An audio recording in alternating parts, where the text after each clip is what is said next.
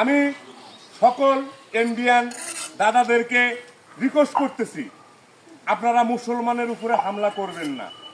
দাদা, একটা মসজিদ ভাঙবেন না।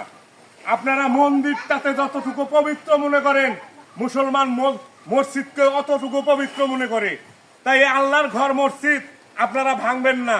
ক্ষমতা পাইছেন, ক্ষমতার অপব্যবহার করবেন না।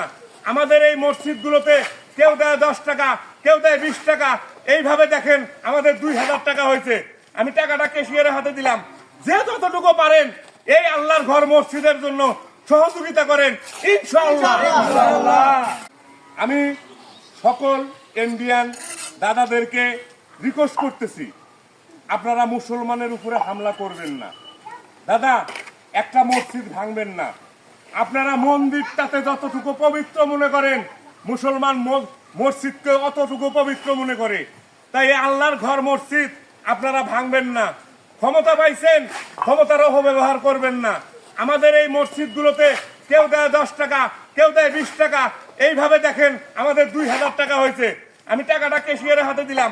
যে যতটুকু পারেন এই আল্লাহর ঘর মসজিদের জন্য সহযোগিতা করেন ইনশাআল্লাহ।